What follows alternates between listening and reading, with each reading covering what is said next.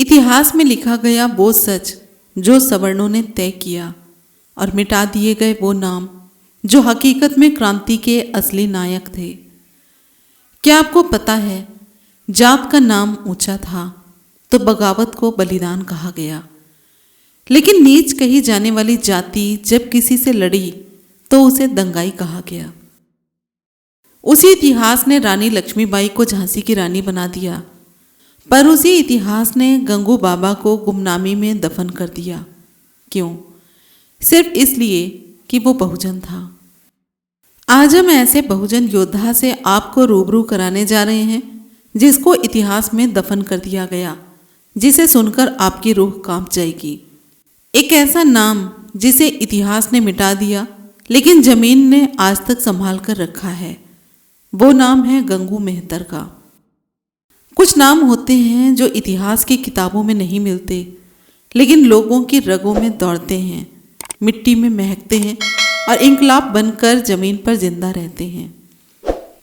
गंगू मेहतर ऐसा ही एक नाम था, एक ऐसा नाम जिसे इतिहास ने जानबूझकर मिटा दिया, क्योंकि वो ऊंची जाति से नहीं था, क्योंकि वो झोपड़ी में पैदा हुआ था, क्योंकि उसके हाथों में तलवार नहीं, कभी झाड़ू रहा करता था। लेकिन जब वह झाड़ू छोड़कर हथियार उठाता है तो पूरी अंग्रेजी हुकूमत हिल जाती है। गंगू का जन्म किसी राजमहल में नहीं हुआ था। वो एक मेहनतकश मेहतर परिवार से था जो कानपुर जिले के अकबरपुरा गांव में रहते थे, वहीं जहां पर उनके माता पिता दादा परदादा पीढ़ियों से दूसरों की गंदगी उठाते आ रहे थे। हर रोज जात का ताना, हर रोज घृणा की नजरें, हर रोज भरे बाजार में बेइज्जती, यही था उनका सच। लेकिन इसी गंदगी में पला बड़ा एक बच्चा एक दिन इतिहास की सबसे बड़ी बगावत का सिपाही बन जाएगा, किसे पता था। उनके परिवार ने वो गांव छोड़ा क्योंकि और सहा नहीं जाता था। वो लोग चले आए कानपुर के चुन्नीलाल मोहल्ले में। वो बसने नहीं बल्कि अपना बदला लेने आए थे। गंगू वहीं पर बड़ा हुआ। साधारण से कपड़े, भूखे दिन, अपमान भरी रातें, लेकिन उसकी आंखों में कोई डर नहीं था, उसकी चाल में कोई शर्म नहीं थी। वो सीधा देखता था आंखों में आंखें डालकर, क्योंकि उसके अंदर एक लावा था, ऐसा लावा जो उसे दूसरों जैसा नहीं बनने देता। जब मोहल्ले में कोई बहुजन बच्चा मार खाता तो गंगू खड़ा हो जाता, चुपचाप नहीं बल्कि ललकार कर। जब कोई बूढ़ा अपमानित होता तो गंगू की मुट्ठियां कस जाती थी। धीरे धीरे उसके भीतर एक तूफान पलने लगा। वो रोज गंगा के किनारे बैठता था और आसमान से पूछता था, कब तक सहेंगे ये सब, कब तक डरते रहेंगे? क्या हम सिर्फ इस देश की गंदगी साफ करने के लिए पैदा हुए हैं? वो सवाल पूछता था और फिर जवाब ढूंढने लगा अपनी कुश्ती में सरी चौरा घाट के पास। वहीं पर उसने अपना अखाड़ा खोला, जहां वो बच्चों को सिर्फ पहलवानी नहीं सिखाता था, उन्हें इज्जत से जीना सिखाता था, डर के बिना खड़ा होना सिखाता था। कहता था कुश्ती में हार जाओ कोई बात नहीं, जिंदगी में कभी मत झुकना। उसके अखाड़े में कोई जाति नहीं पूछता था, सिर्फ हौसला पूछा जाता था, सिर्फ आग देखी जाती थी। लोग उसे गंगू पहलवान कहने लगे, कुछ श्रद्धा से गंगू दीन कहने लगे, कई लोग उसे गंगू बाबा कहने लगे, क्योंकि अब वह सिर्फ पहलवान नहीं था, वो एक आवाज़ था। वो उन बहुजनों की आंखों की चमक था जो खुद को किसी काबिल नहीं समझते थे। और जब बिठूर में नाना साहब पेशवा की छावनी में नगाड़ा बजता था तो सबसे पहले खड़ा होने वाला वही था, गंगू मेहतर। ना कोई लालच, ना कोई नाम पाने की भूख, ना कोई कुर्सी की भूख, सिर्फ एक सपना, गुलामी तोड़नी है। गंगू के लिए ये लड़ाई जमीन की नहीं थी, सम्मान की थी। वो अपने जैसे लाखों लोगों के लिए लड़ रहा था जो कि सदियों से कुचले गए, जो सदियों से दबाए गए, वो जिन्हें कभी योद्धा मानने की इजाज़त भी नहीं दी गई। लेकिन अब वह इजाज़त नहीं मांग रहा था, वो इतिहास से अपनी जगह छीनने निकला था। गंगू मेहतर सिर्फ नाम नहीं था, वो एक हिम्मत थी, एक सवाल था, एक जंग थी जो अब शुरू होने जा रही थी। साल था 1857। पूरा देश सुलग रहा था। अंग्रेजों की गुलामी अब लोगों के लहू में चुभने लगी थी। कहीं मंगल पांडे बंदूक उठाकर बगावत कर चुका था, तो कहीं नाना साहब पेशवा ने तलवार खींच ली थी। लेकिन कानपुर की गलियों में एक और तूफान पनप रहा था। वो था गंगू मेहतर। उसका अखाड़ा अब अभ्यास की जगह नहीं रहा था। अब वहाँ हथियार बनाए जाते थे। अब वहाँ शरीर नहीं, संकल्प गढ़े जाते थे। नाना साहब ने जब क्रांति का बिगुल फूंका, तो सबसे पहले जो उनके साथ खड़ा हुआ वो था गंगू मेहतर। उसने अखाड़े के अपने सारे शागिर्दों को इकट्ठा किया और कहा, अब वक्त आ गया है बहनों और भाइयों, हम सिर्फ गंदगी उठाने वाले नहीं हैं, हम वो हैं जो इस देश की आत्मा को उठाएंगे। इन्हें दिखा दो कि मेहतर का खून पानी नहीं, आग है। अब गंगू मैदान में उतर चुका था, घोड़े पर सवार, सिर पर पगड़ी, हाथ में तलवार, चेहरे पर क्रोध नहीं, बल्कि वो तेज था जो हजारों साल की गुलामी के बाद पैदा होता है। उसने कानपुर के बाहर अंग्रेजी छावनियों पर हमला बोला, जहां सैकड़ों सिपाही तैनात थे। गंगू अपने साथ सिर्फ 40-50 लोगों को लेकर गया था, लेकिन उनमें वो आग थी जो हजारों पर भारी थी। गंगू के पहले ही हमले में कई अंग्रेज मारे गए।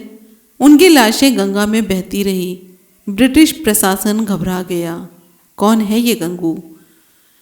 एक मेहतर होकर इतनी ताकत, इसको किसी भी कीमत पर रोको। अंग्रेजों ने गुप्तचरों को भेजा, पैसे दिए, इनाम घोषित किया। जो गंगू मेहतर को जिंदा या मुर्दा पकड़वाएगा उसे 200 चांदी के सिक्के दिए जाएंगे। लेकिन गंगू कोई डरने वाला नहीं था। उसने शहर में अंग्रेजी हथियारों के डिपो लूटे, घोड़ों पर सवार होकर नारे लगाता था, जय बहुजन, जय आज़ादी। अंग्रेजों के लिए ये शर्म की बात थी। एक वो जिसे वे गंदगी साफ करने वाला समझते थे, अब उन्हीं को मिटाने की कसम खाए बैठा था। फिर एक रात जब वो अपने साथियों के साथ आगे की योजना बना रहा था, उसे धोखे से पकड़वा दिया गया। किसी अपने ने ही लालच में आकर अंग्रेजों को सूचना दे दी। गंगू को चारों तरफ से घेर लिया गया, लेकिन वह घोड़े पर चढ़ा और वीरता से आखिरी सांस तक लड़ता रहा। जब तलवार छीन ली गई, बदन जख्मी हो गया, तब भी उसने अपने घुटनों पर बैठकर अंग्रेजों को लातें मारी। आखिरकार उसे गिरफ्तार कर लिया गया। और फिर जो हुआ वो सिर्फ एक गिरफ्तारी नहीं थी, वो एक जातिवादी व्यवस्था का बदला था। अंग्रेजों ने उसे घोड़े से बांधकर पूरे शहर में घुमाया। लोगों के सामने चिल्ला चिल्ला कर कहा, देखो ये है गंगू मेहतर, ये है तुम्हारा हीरो, अब इसे जलील होते हुए देखो। उसके हाथों में हथकड़ियाँ, पैरों में बेड़ियाँ डाल दी गई। उसे जेल की काल कोठरी में डाल दिया गया, जहाँ उसे दिन रात यातनाएं दी जाती थी। उसे जख्म दिए गए, भूखा रखा गया।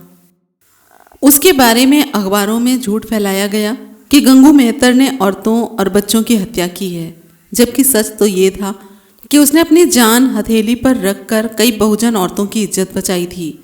उसने बच्चों को अंग्रेजों से छुड़वाया था, लेकिन सच सुनने की फुर्सत किसे थी?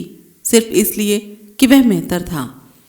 उसकी बहादुरी पर शक किया गया, उसे क्रांतिकारी नहीं अपराधी कहा गया। और फिर एक दिन अंग्रेजों ने उसे फांसी की सजा सुनाई। गंगू मेहतर को फांसी की सजा सुनाई गई। तारीख तय हुई 8 सितंबर 1859। जगह कानपुर का मुख्य चौराहा, जहां आज भी सड़कें एक दूसरे से मिलती हैं। लेकिन उस दिन वहां इतिहास और अन्याय आमने सामने खड़े थे। उसे जेल से बाहर निकाला गया, हाथों में हथकड़ी, पैरों में बेड़ियां, लेकिन चेहरा शांत, क्योंकि वो जानता था मैं मरने नहीं जा रहा, मैं अमर होने जा रहा हूँ। भीड़ जमा थी, कुछ तमाशा देखने आए थे, कुछ डर के मारे चुप थे, कुछ ऐसे थे जिनकी आंखों में आंसू थे, क्योंकि उनका मसीहा आज जंजीरों में था। लेकिन गंगू की आवाज़ अब भी वही थी जो कभी सती चौरा के अखाड़े में गूंजती थी। फांसी के तख्ते पर चढ़ते हुए उसने गर्दन ऊंची की, उसने आसमान की ओर देखा और जमीन की ओर झुककर कहा, इस माटी में मेरे पुरखों का खून है, इस जमीन पर मेरी माँ की चीखें हैं। मैं मरूंगा नहीं, मैं लौटूंगा, मैं लौटूंगा हर उस बच्चे में जो अपने हक के लिए खड़ा होगा। अंग्रेज सन्न थे, इतनी मौतें उन्होंने देखी, लेकिन ऐसी आंखें नहीं देखी थी जो फांसी पर चढ़कर भी जलती थी। तब गंगू मेहतर ने अपनी आखिरी बात कही धीरे से, लेकिन इतनी गूंजती हुई कही कि आज भी कानपुर की हवाओं में महसूस होती हैं। आज तो मैं लटकाया जा रहा हूँ, लेकिन एक दिन इसी जमीन से उठेंगे हजारों गंगू। तुम किस किस को फांसी दोगे? और फिर घंटी बजी, कस ली गई रस्सी। गंगू मेहतर, एक बहुजन योद्धा, इतिहास से मिटा दिया गया, लेकिन जमीन की याद में हमेशा के लिए दर्ज हो गया। आज उस चौराहे पर लाखों लोग गुजरते हैं, गाड़ियां जाती हैं, कुछ रुकते हैं, पर बहुत ही कम लोग जानते हैं कि वहीं किसी ज़माने में एक मेहतर ने इतिहास को झंझोड़ दिया था। आज उसका किताबों में नाम नहीं है, ना ही किसी पाठ्यक्रम में, ना ही किसी बहुजन नेता की ज़ुबान पर, लेकिन हर बहुजन के दिल में वो जिंदा है, क्योंकि गंगू मेहतर कोई कहानी नहीं, एक चेतावनी है। अगर तुम चुप रहे तो तुम्हारा भी नाम छीन लेगा कोई। अगर तुम लड़े तो मिटा दिए जाने के बाद भी तुम अमर हो जाओगे। तो ये थी एक छोटी सी जानकारी गंगू मेहतर के बारे में। आपको वीडियो कैसी लगी कमेंट बॉक्स में ज़रूर बताएं। अगर आप भी कुछ जानते हैं गंगू मेहतर के बारे में तो कमेंट बॉक्स में आप बता सकते हैं। मिलते हैं एक अगली वीडियो में एक नई जानकारी के साथ। जय भीम, नमो बुद्धाय, जय संविधान।